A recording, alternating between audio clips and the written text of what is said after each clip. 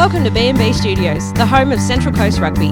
Let's get stuck into another week of opinions and oversights from Berner and Barthy as they bring us the latest news. Good chat, good footy, good fun. Take it away, boys. Welcome back, everyone, to another episode of the B&B Unplugging Central Coast Rugby podcast. Back for another week. Barthy, how are you? I'm good, mate. I'm good. You just gotten back in the nick of time. I'm glad I've thrown you under the bus after what you did last week. We just want to start off this week's episode on a bit of sad news with the sudden passing of young Tamarra Morris from the Warrior Rugby Club. Incredibly sad, and that news came through last week. She was a beautiful young person who played for the women's team, and the passing was obviously incredibly sad, but what was really, I suppose, a nice moment that came out of it was just seeing the flood of support that she received, and especially the people, obviously, you know, her teammates from the Warrior Rugby Club, seeing all that stuff flooding on social media was really nice, and especially just things like tributes of, you know, flowers being placed at Warrior Oval, and I think that really ties back to how much you know, the game of rugby, and, you know, we all play with our mates and we play to have a great time and everything, but how much the game of rugby can mean to people, and that, you know, Warrior Oval for her, that's the place. Yeah. And that's the place people went to, you know, to place flowers and everything. So, you know, and I think, you know, people went above and beyond with getting a jersey for her number 10 jersey as well, to lay with her, which is a, you know, a really beautiful thing. So, look, some really sad news, and you know, I hope everyone's doing well. And please, if you're struggling, reach out. If you know someone who's struggling, you know, get in contact with them. We do a lot of stuff here, and, you know, especially the carry on with the Are You OK for you know, last year. We've got Scott Hanley on to talk about it. So if you are struggling to know anyone, please reach out. You know, contact Lifeline, and, you know, look after your mates. And I think, you know, especially this time, look after each other. So yeah. Well, mate, I know it's a bit of it's a cliche, but it's a good cliche around sort of seeking support. It's not weak to speak. And yeah, mate, I just echo your thoughts, and thoughts and prayers go to for support for all those affected. All right, well, on to the 2022 Central Coast Rugby competition. The season launch kicked off on Friday night. I tell you what. By the end of that night, I felt like Robert De Costello in the early 80s. Commonwealth Games coming in, exhausted. It's a long bloody night, wasn't it? Lisa Ondecki. Yeah, it was. Steve Monaghetti. I was all those wrapped up in one. What a bloody marathon night that thing was. It was a huge night. Really good night though. Good showing from all the clubs as well. You know, it wasn't really. We thought we were going to have to do a couple of gags with sitting at certain clubs' tables at seat fillers, but we didn't have to do any seat fillers. Sorry, but we didn't have to do any of that. But it was a really good night. Had three amazing guest speakers in Sam Wykes, Richard Toombs, and David Campese. We got around to do some interviews with the club coaches, or just people from the clubs. As the night went on and we had to shorten things, the questions got shorter and more direct as well. But it was a really good night, and good to see everyone having a good time. And I also heard many reports of even a better time had after the event at Wyong Leagues. Yeah. Rat from the Bay was one of the Adam, or Rat as he's known to everyone else around the Central Coast who plays against him. I heard he had a really good time. Yeah, good on him. I think we'll leave it at that. Mate, I want to go on record and say Sam Wykes is the nicest individual around I've ever met in rugby circles. Certainly at a professional level. Mate, he is genuinely one of the nicest humans I've ever met. He was so connected with us, the grassroots rugby, had a genuine passion for grassroots rugby. A humble man, humble beginnings, and has played, you know, outstanding levels of rugby. And I can't rap the dude enough, eh? I thought he's absolute freaking legend. Couldn't believe what a nice fella he was. So the first time I got a one-on-one moment with him, which I was really excited for, was the bar line. I was going to say, where did you try? It was supervision. Was the bar line. I went up to him and started talking to him, like introduced myself. I'm like, mate, I remember watching you. You get a little bit of a testy pop when you, mate. Hello, Sam. I actually did on the mic in front of everyone. You were a bit preoccupied. I was like, as we got to the next one. Anyway, had a chat. I was speaking to him like, mate, like, you know, used to love it when, you know, you played for the Force back in the early days and everything. And as soon as I stopped asking the questions, he straight away just wanted to know about the podcast. Like, you know, how you guys doing? Like, what were your numbers when you started out? Like, and he just kept on asking about the way that we do it and what traction we're getting and everything. He was genuinely interested in you. And it was to the point that I'm like, I've got to get back because, you know, I was trying to save you at one point. I was like, I got to get back. He's like, yeah, I'll catch you later. Barthy's drowning. Barthy's drowning by himself, just looking around the microphone. No, he's absolutely amazing. And also, you know, great, very informative and spoke a lot about, you know, when he went to Japan and the language barriers that he faced and, you know, said about how he got the call wrong, got the word wrong in one of the line-out calls. And then another time where he called the wrong word and then didn't know what cancel was. So he just had to go through with the call and he knew it was the wrong call and they lost the ball. So really good stories like that. And he's obviously out of rugby at the moment. But a really, really important one and something that I've taken away from a lot of professional people is that when they leave a professional career, and the one that stuck with me and I brought up with him was, I remember Nathan Bracken talking about the Australian cricketer and him saying that he went through, you know, the academy and then when he was finished playing, he struggled with no one telling him what to do anymore. And he had freedom and control of his life, that he had to work a 9-to-5 job, or if he wasn't working a 9-to-5 job, you know, when do you have breakfast? When do you have lunch? Like, you know, where do you go? Because as a professional athlete, those things are told to you. And there's some things that are taken off your hands, you know, so you can get the most out of yourself. And then when those things are taken away and you've got this free time, it's like you're in charge of those decisions. And it sounds weird. And that's what Sam was elaborating on. He said he had his first job and he knew that his hours were 9 to 5, but he didn't know that he could just take his own lunch. He thought he got told by his boss that we're going to lunch now because that's what he's always done. Like they've always said we're going to lunch here. They weren't just like he didn't know he had faith in him. They had faith in him to go get his own lunch and eat it in the lunchroom. So, he was unreal. Well, he's officially a friend of the show. He is. He even followed us. Yeah, followed us. Oh, we got his phone and pressed follow, but he's following us. Yeah. He did too. Yeah, so, mate, he was great. Richard Toombs. Toms. Yeah, Toms is a great fella. Great, an amazing story. Awesome human being as well. And look, to be honest, I don't know if surprised is the right word. But Campo is a genuinely nice guy. Yep. He's obviously opinionated, and that's why he has. That's why he rubs people up the wrong way in the media, and that's why he's in the media because he's opinionated and he stands by his opinions. But I'll be honest with you, when he was, I don't think too many guys and women in the at the launch were disagreeing with what he was saying. No, it was refreshing. I actually found it. I found it refreshing and empowering to think that he's one of the greatest of all times, who's thinking and seeing the same things I am, and everyone else in the room is about what's happening or what's perhaps Australian rugby aren't doing well. And the fact that he doesn't mix his P's and Q's and he speaks just like anyone else does about it and his frustrations. But I was surprised. He is actually a nice fella. He was really nice. Yeah, that's what I think was. He was concerned that we might have a recording equipment. Remember that? He was. When we got there, he goes, "Oh, tell me, boys, you're not recording tonight, are you?" And he recognised you when you walked in as well. That was the part that annoyed me. He's like, "Oh, you're the guy from the podcast, like, oh, mate," and you claimed it straight away, 100%. Did you hear that? Yeah, prick. He was really good, and I think that's really good things. Obviously, Larry, the honouring Larry as well with the slideshow presentation, and we got to give away a couple of prizes, and I think it was a really good night to sort of see where clubs are at and have a chat with a few people, and it looks like a pretty level playing field. I do want to get to Gaz though, who's the star of the show. DJ Gaz.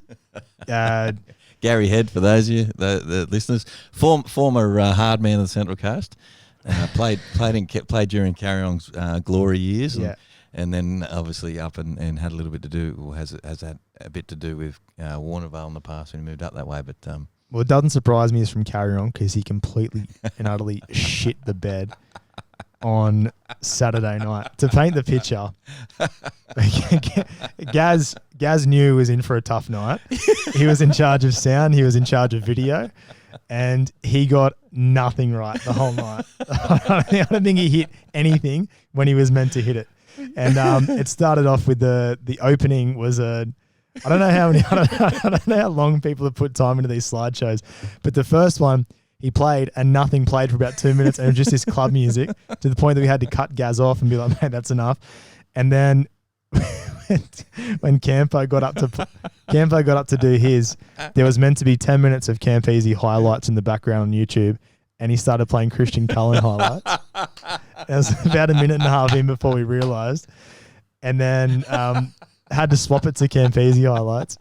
What else was there? He took it well though. Campo took it pretty well. Oh yeah, but you can see him dragging. The clip across the screen, and then everyone's cheering him on as he's getting the mouse going down to just click play.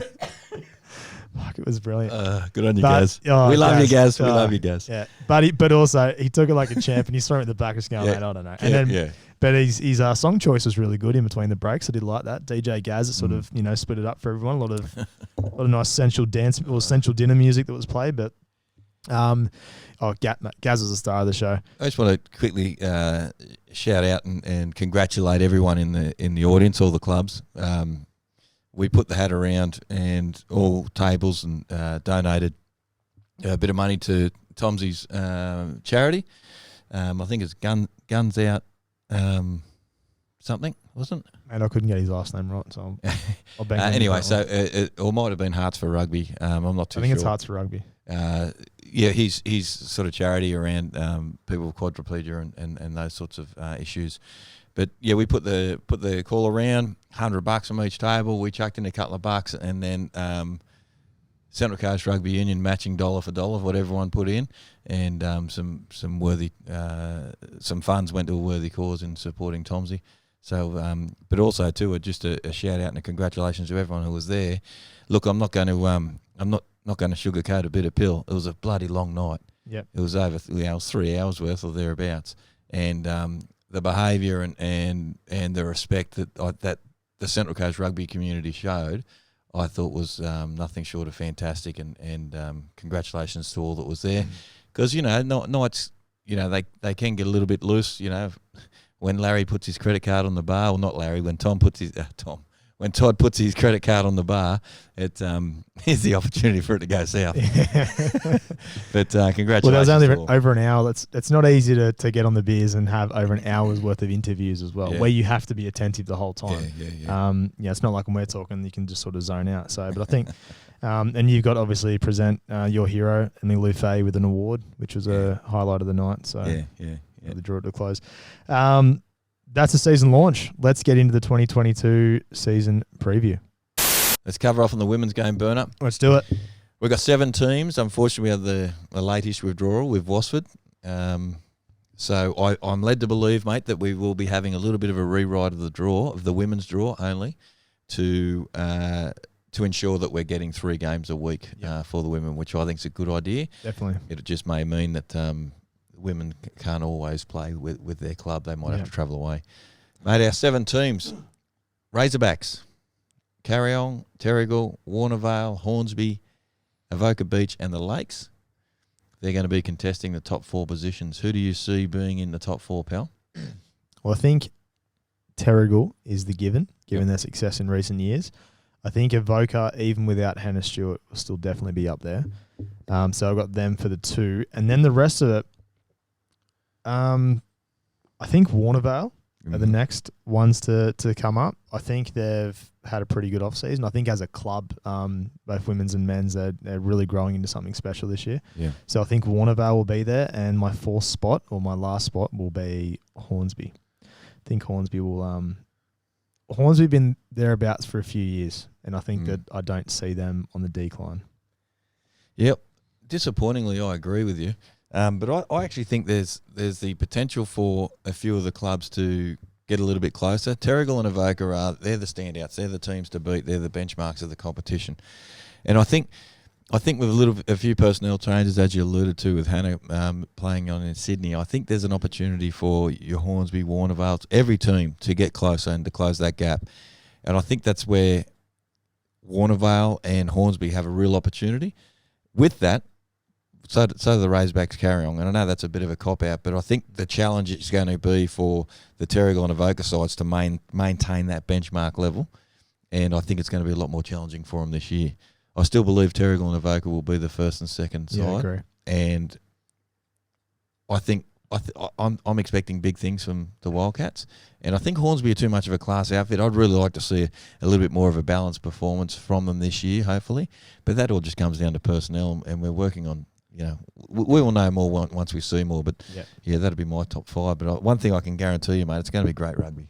It always is. And we're also making these calls just purely based off of what we found out from people of what's happening in the preseason and everything. So that's right. And I tell you what will be interesting too. We had a little bit of a chat with Haley on the season launch. Yep. It'll be interesting to see where a lot of those Wasford women where they go to, because that in itself could really raise a team. Well, they were a cracking contenders. team, yeah. And the obvious choices I think they're going to go to, they'd probably go to Carrion or they'd go to Avoca. Geographically, it would make sense. I think that's where they would sort of head. So. Jeez, we spoke to Haley, and Haley said that she's heading to Avoca, so that's a good Haley's an amazing club person, so for Avoca to have hers out, a really good grab for them. But there's some class players like Holly Johnston. I don't know what she's doing this year, but she's a great pickup if you can get her. Stacey Markham. There's a lot of guns. Eb Millgate, she's heading up to Port Macquarie, I think she said.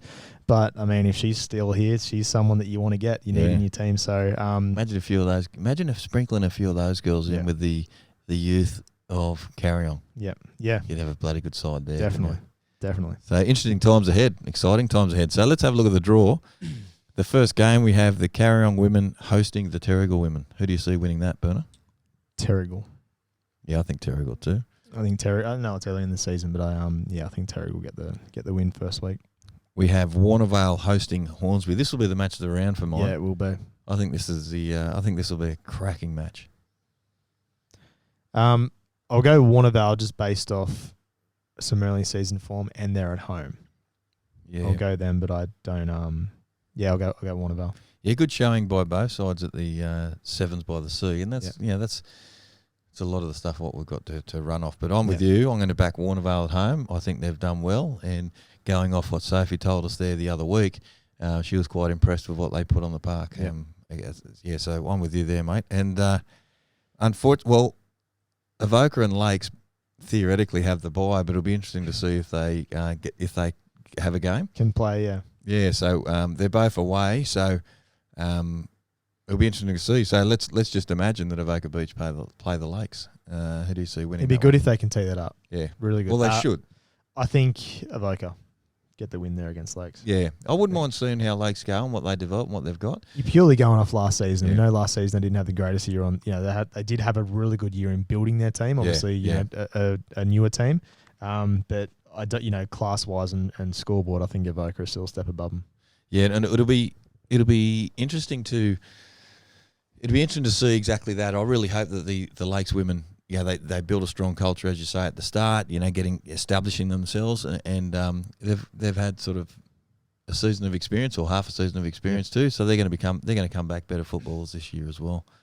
You want to have a crack at the Kate Thompson medalist? We asked a few of the coaches at the season launch who they thought it might be. What do you think? Ali Wartez was a popular one. Yeah. I can't go past Emily Lufay. I know that sounds cliche for us, but I really think that she's I'm gonna go with Emily. The problem is that she's also in a pretty good Terrigal side, so I'm gonna back her in though. I hope I didn't steal your thunder there, but I'm gonna back her in. Nothing needs to be said by me, mate. It's just ditto. All right, well, on to the men's. So we have 9 teams in the competition this year for Premier 1. I'm going to try and go through them geographically in my head. We've got Lakes, we have Warnervale, we have Terrigal, we have Avoca, we have Razorbacks, we have Woy Woy, we have... I didn't think to count. Gosford, we have Carrierong, and we have Hornsby. I'm sure that's all 9. If it's not, I apologise. No, it's got to be all 9. So Bay obviously stays in President's Cups, but everyone else we've got in there, so 9 clubs. Here we go. Which is a big year, so obviously Gosford coming back into it for Premier 1 this year. Barthy, your top 5. I think it might be more a case of it might be easy to go, who do I think's not going to make the top 5? And what I mean by that is it's going to be really interesting to see how clubs have come on, post-COVID, so to speak. And with that too, it's going to be really interesting to see how clubs go if they suffer a bit of COVID interruptions. And that's where I think Terrigal are going to be really strong. And what I mean by that is, they're obviously the benchmark of the competition, and they have been for a while. But also too, they took 3 grades and a women's team to a trial on the weekend. Yeah. And that's a pretty big effort, when you're getting all 3 sort of grades to trial. So whether the quality's there, I'm not too sure. But I know they're going to be strong, and I know they've got the numbers to fill in positions, when someone goes with COVID or whatever the case may be. So I think Terrigal will definitely be up there. Yep. I think Warnervale are really going to be the surprise packet. You with me here? I might be. I genuinely think Warnervale are going to be the surprise packet. I've genuinely thought this for 3 years now since I've been doing the podcast. Maybe you should stop death riding him. Maybe you should lay off him for a year. I'll start backing him maybe. Yeah. So I think Lakes are locks. I think they'll be in there. Yep. And so that gives us two positions left, and we've got Avoca, we've got Carryong, who've been outstanding. We've got Hornsby, who are always competitive and thereabouts. From there, I can't see Gosford getting there, to be honest. No. I'm a little bit concerned about Gosford, and concerned about the potential if something goes wrong injuries wise and that sort of thing. Yep. I'm sort of hopeful and all the very best to them. I'm not sure if we're there either, and so that still leaves me with 2 spots, and I'm going to give one of those spots to Carryall. Yep. And I'm going to flip a coin between Hornsby and Avoca Beach. What's it landing on? Because we can't have a coin. I was going to say you got a coin. I don't have a coin. I'm going to go Avoca Beach to finished 5th. Finished 5th. Similar to what you said, and it was really interesting speaking to the clubs on Saturday. And it's also, I love pre-season because there's so much rubbish that gets spoken about. New players going here, and this is what's happening around there. Like you just never know. And then on paper, it seems really even. Because speaking to Terrigal, there's a couple that they've lost, and they've also got a couple backs. There's a little bit of movement there.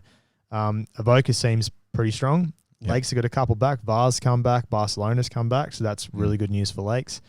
Carryong, it looks like the players from the Gosford contingent that they had last year. Can I just interrupt you for a sec? Sure. I don't think I even mentioned the Razorbacks. You didn't once. No. The whole time. How about that? Yeah. How about that? Now that could be one of 2 reasons.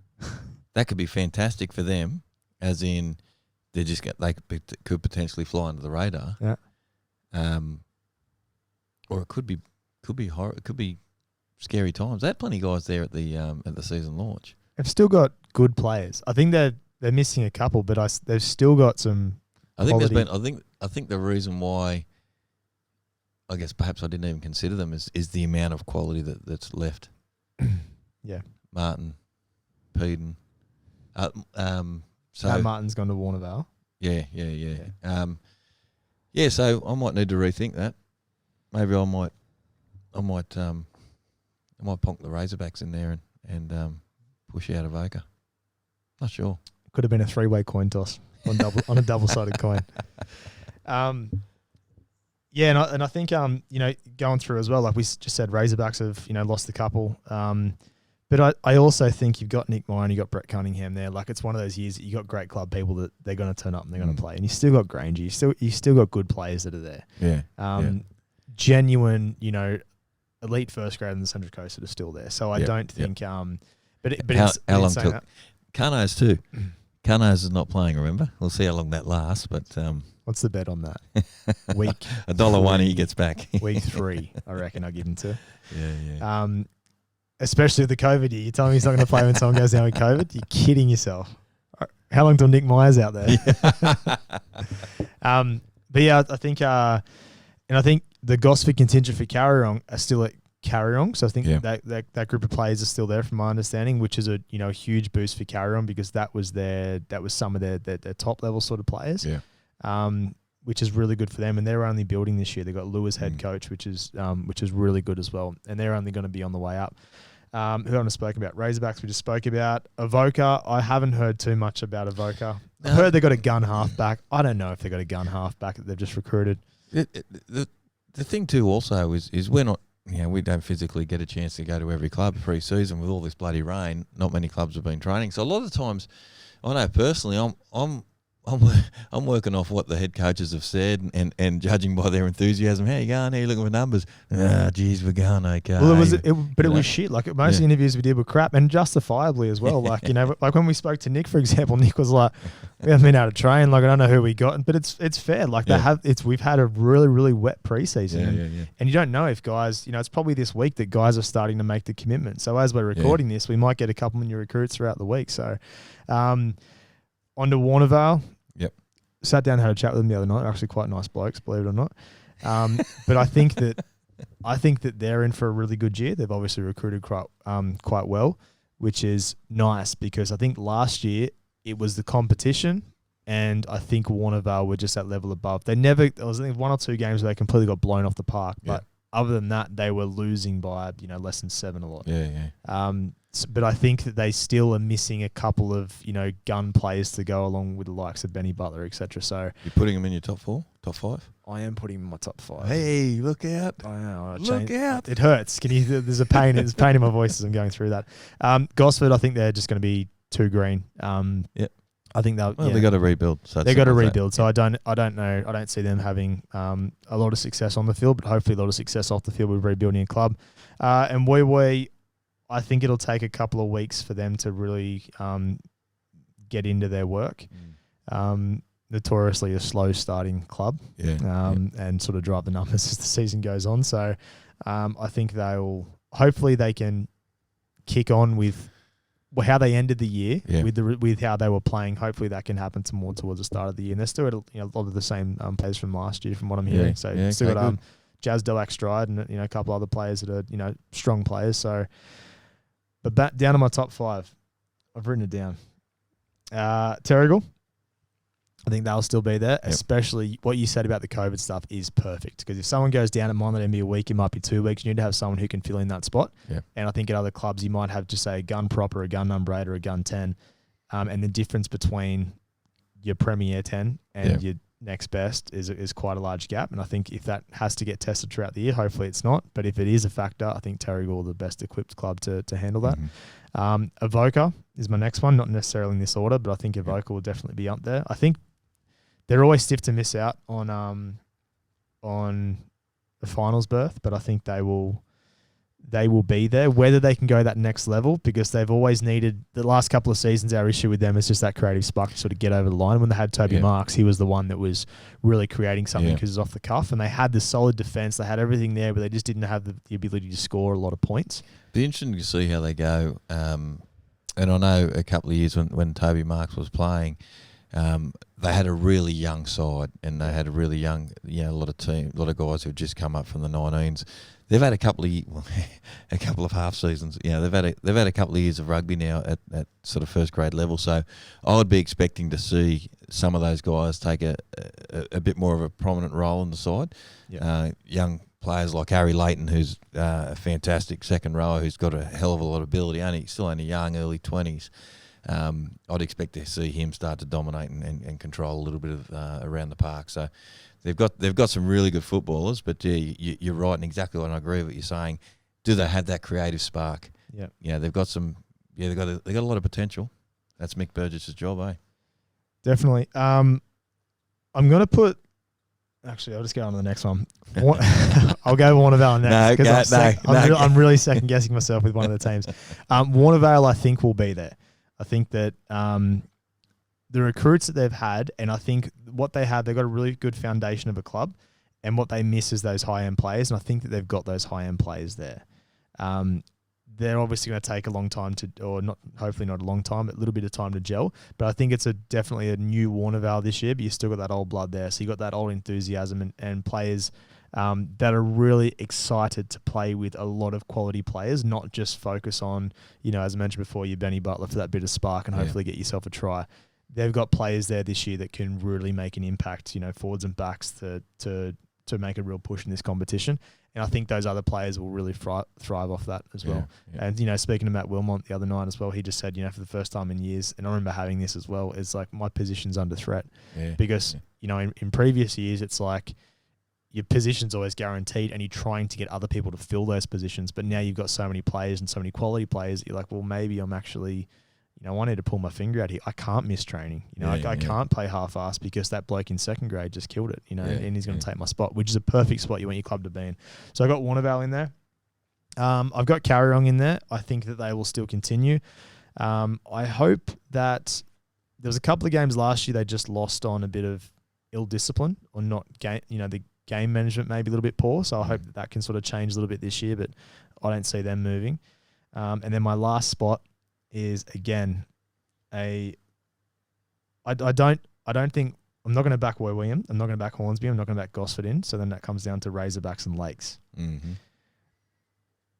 I had Lakes ahead of them, but now I'm going to. I don't know if I had Lakes in because it had VAR back and they got Barcelona back, and I think Lakes have obviously got something special. We know that every single year. But if you do have a couple of those, if it's a COVID if there are some injuries or if COVID comes into play, what is their depth going from first grade down to third grade? Yeah. And I think that's a little bit different to the Razorbacks. Whereas I think the Razorbacks have got a little bit more of that depth, providing that they, obviously, got their numbers back. So I'm going to go. No, I'll stay with Lakes. I was leaning. I'm like, I can't go past Macaralini. I can't go past those guys. I'll go with Lakes, but I think you put either of them in there. And also, what is so strong is that not completing writing off Hornsby or Woi Woi as well. I think on paper, but you've written off the Razorbacks. No, Razorbacks are just on the cusp there. I'm writing off Gosford. I don't think they will be incredibly competitive. But I think that.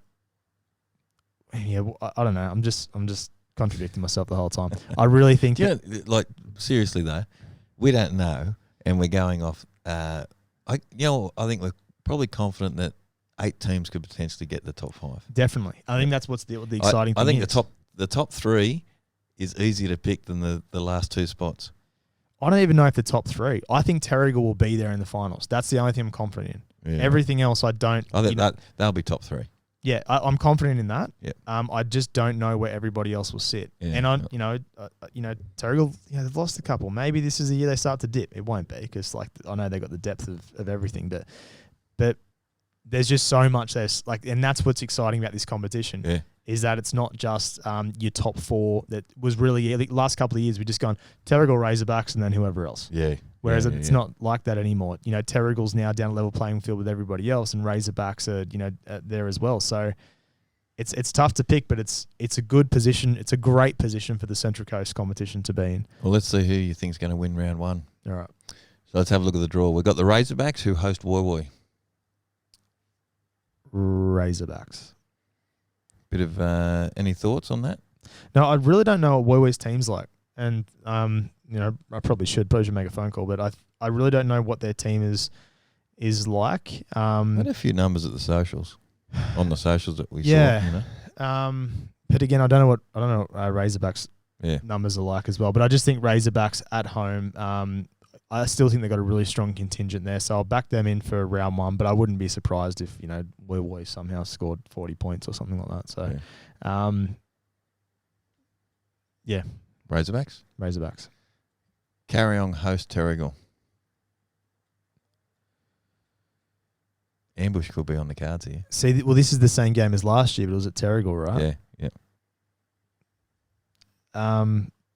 Every part of me is saying Terrigal, but I think the ambush is on. I'm going Carryong. It could be. It could be. Carryong? You're going Carryong? Yeah. Okay. Warnervale host Hornsby. Another cracking match. Changing it, going Terrigal. Ambush is not on this week. Terrigal. Sorry, who's the next game? Warnervale host Hornsby. That's going to be a cracking game. Yeah, really good game. I'll go Warnervale just because it's at home. I think if it was at Hornsby, I'd probably go Hornsby. Yeah, I think this will This is a really good test for Warnervale. We know they've, as we've spoken about, they've recruited well and they're shaping up. So I think Hornsby is a really good test for them to start the season, and might give us a little bit of an idea of where they could, where their potential is. The Bay play Avoca. That's only in President's Cup, and then we have Gosford hosting the Lakes.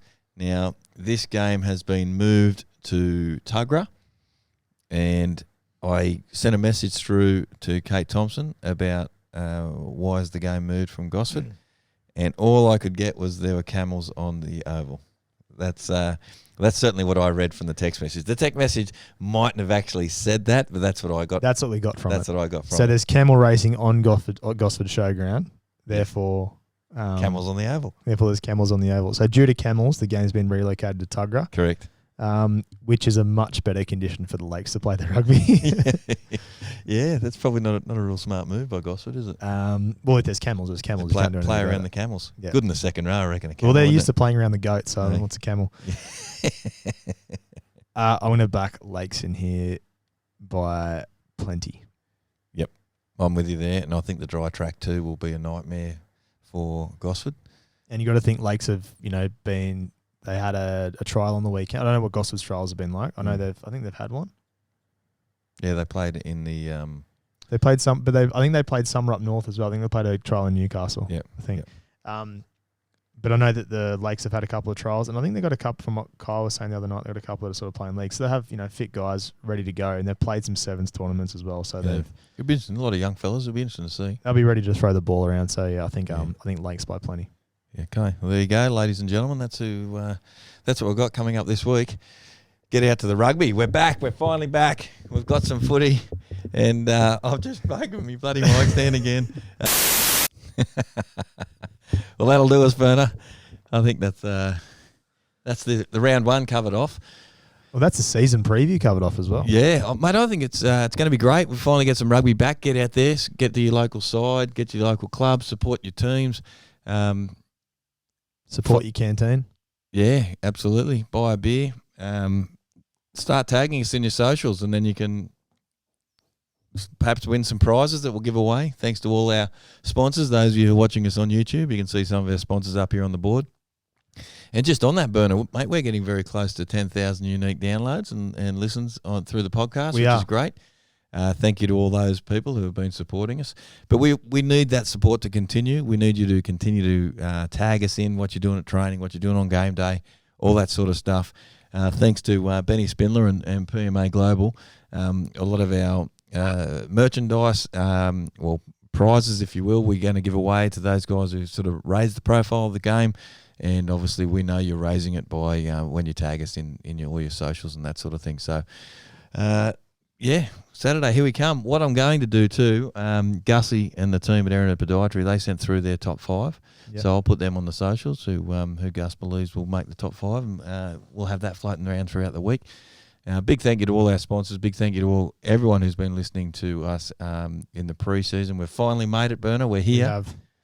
It's a lot easier when the content creates itself. A lot easier. That'll do us. That's a preview done. That's round 1 done.